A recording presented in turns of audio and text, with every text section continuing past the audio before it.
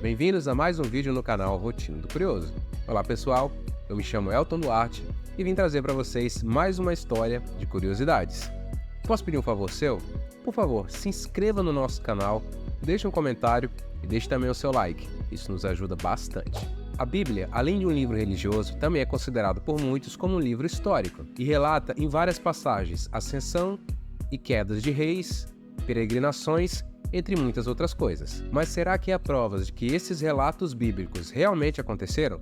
Hoje, nós vamos descobrir algumas passagens bíblicas que tiveram a sua prova física e material posteriormente. A física da Arca de Noé. 4 alunos de física da Universidade de Leeds, na Inglaterra, decidiram estudar a possibilidade da Arca de Noé, como ela é descrita na Bíblia, ser capaz de carregar um par de cada animal. Para isso, no ano de 2014, os estudantes decidiram estudar, segundo a física, passo a passo as instruções dadas pela Bíblia para a construção da Arca de Noé, para posteriormente ver se era possível que ela flutuasse e carregasse um par de cada animal. Primeiramente, o grupo converteu cúbitos, que é a medida usada na Bíblia, para centímetros. Seguindo esse raciocínio, a arca teria 145 metros de comprimento, 24 metros de largura e 14 metros de altura. Noé, segundo o relato bíblico, foi instruído a construir a arca com madeira de gofer, cuja densidade é bem parecida com o cipreste, que foi utilizada pelos estudantes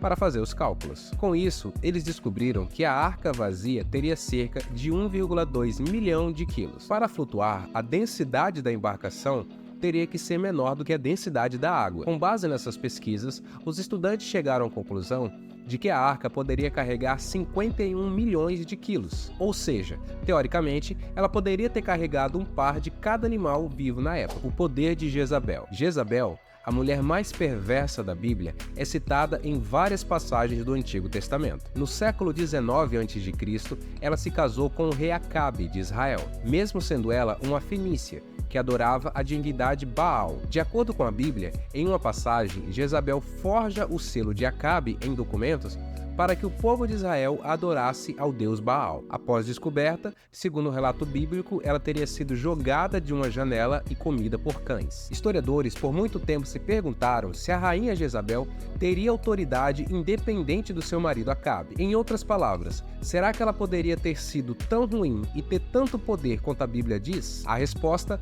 pode estar em um selo encontrado em Israel em 1964. A iconografia do selo inclui 2 cobras, um falcão Horus e um disco solar alado. Segundo estudiosos, essa informação indica que esse selo tinha uma ligação com a realeza. Além disso, uma flor de lótus e uma esfinge com a cabeça de uma mulher e uma cobra implica que o selo foi usado por uma rainha. Se o selo pertenceu a Jezabel, isso significa que ela tinha o seu próprio poder político na época. Tanque de Siloé. O Evangelho de João conta a história de quando Jesus curou um cego, colocando terra em seus olhos e pedindo que ele fosse se lavar no tanque de Siloé. O tanque foi um grande reservatório em Jerusalém durante o período do Antigo Testamento. Porém, ele foi destruído por invasores vários séculos antes de Jesus nascer. Mais tarde, ele foi reconstruído várias vezes, mas não havia nenhuma menção do tanque no primeiro século. Em 2004, trabalhadores que reparavam uma linha de esgoto repararam 2 lances de escada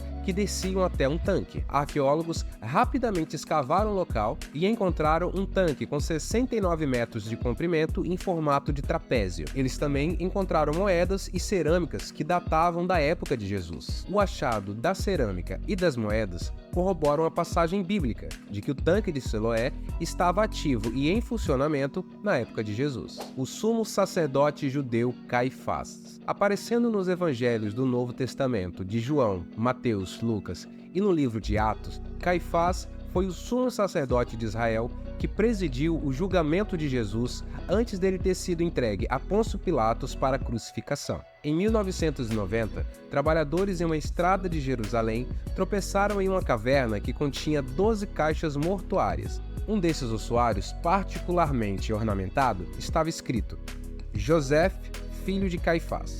Esse nome é próximo do que o historiador judeu do primeiro século, Flávio Joséfos, se referiu a Caifás, como sendo ele José, que se chamava Caifás do Sumo Sacerdócio. O ossuário, cuidadosamente elaborado, continha ossos de um homem de aproximadamente 60 anos de idade, e essa é a idade aproximada de Caifás quando ele morreu. Um dos ossuários continha uma moeda datada de 43 depois de Cristo. Mais uma prova de que os ossuários foram colocados na caverna durante o primeiro século depois de Cristo. Muro de Neemias. Segundo a Bíblia, no século 6 a.C., a Babilônia conquistou o reino de Judá e mandou o povo de Israel para o exílio. Esse exílio continuou até a Pérsia derrotar a Babilônia e o povo judeu finalmente conseguir voltar a Israel. Escrito em primeira pessoa, o livro de Neemias conta a história de como Neemias mobilizou o povo de Israel para retornar e construir os muros de Israel em apenas 52 dias. Em 2007, foi revelada a descoberta de um muro de 5 metros de largura que poderia ser o Muro de Neemias.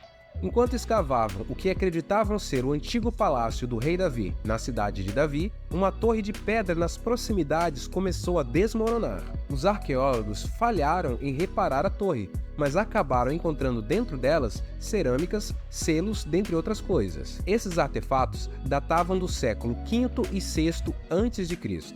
Quando não encontraram cerâmica de um período anterior, concluíram que a torre foi construída no mesmo período que Neemias retornou para construir o Muro de Jerusalém. Inclusive, alguns nomes nos artefatos são nomes encontrados na Bíblia. Uma cidade egípcia desconhecida.